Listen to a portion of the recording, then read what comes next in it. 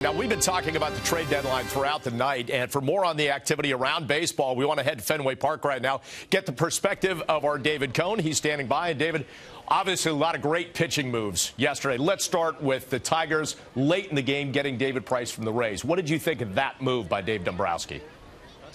Well, it's an incredible move, and it's a kind of in a long list of moves by Dombrowski, and really it goes right to the owner, Mike Ilitch, who is just one of the best sports owners you would ever want in your town. He doesn't care about budget. He doesn't care about anything but getting another championship there in Detroit. He's heavily invested in the community, and David Price, come on aboard. You know, whatever the payroll is, whatever the future brings, doesn't really matter. They're playing for right here and right now. And, you know, Jack Flash and I have been talking about this. Who now has the better rotation? Is it the Tigers with Price, Scherzer, Verlander, Porcello, or is it the A's and what they did in terms of acquiring John Lester? I mean, that was a big move as well. Lester could really help that staff. Well, yeah, without a doubt. I think, Lester was up against the wall here. You know, they talked about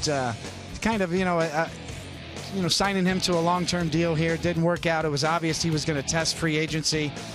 Boston did what the Yankees thought about doing last year with Robinson Cano and didn't do it. So the Boston kind of learned from that, I think, and you're seeing a new kind of phase in baseball where, you know, maybe they will sign him back as a free agent in the offseason, but for now, let's go ahead and trade him. We're out of the race. Let's get something for him in return, and then that doesn't preclude them from potentially signing Lester back as a free agent in the offseason. And if they do that, then they also net Yoenis Cespedes, which is interesting. They get a nice bat once he joins that team to bat right around or behind David Ortiz.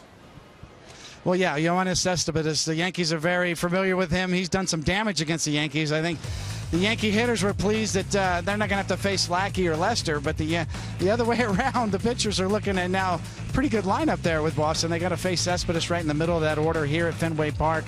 They know he can do damage.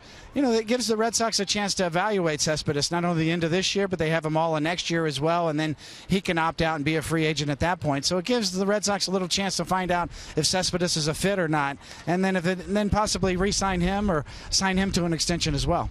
And then the pitching purge continued for the Red Sox yesterday. They sent John Lackey to the Cardinals, and they get him under control for the next 2 years because he signed up next year at a $500,000 minimum.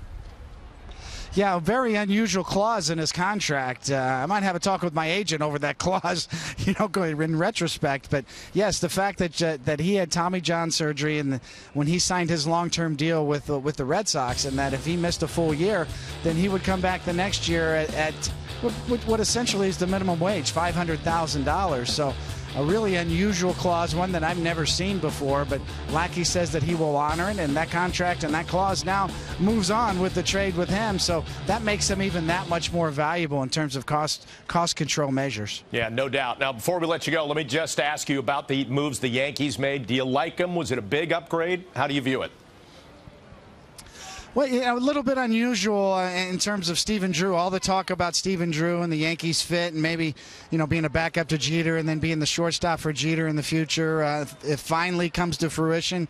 He's really struggled this year, really a victim of, laying out for half the year because of the draft pick compensation that was attached to him, in the qualifying offer that Boston gave him. So I think the Yankees right now are acquiring assets. You know, Drew and Prado are assets that have been acquired that potentially could fit into next year's equation as well, and it gives the Yankees time to evaluate these guys. Of course, Prado's going to be here under a long-term deal. The Yankees assumed a little bit of payroll there in picking up Prado. Stephen Drew, it kind of gives them an evaluating period here to whether he's going to fit into the future, but obviously Brian Roberts at this point wasn't going to be back next year.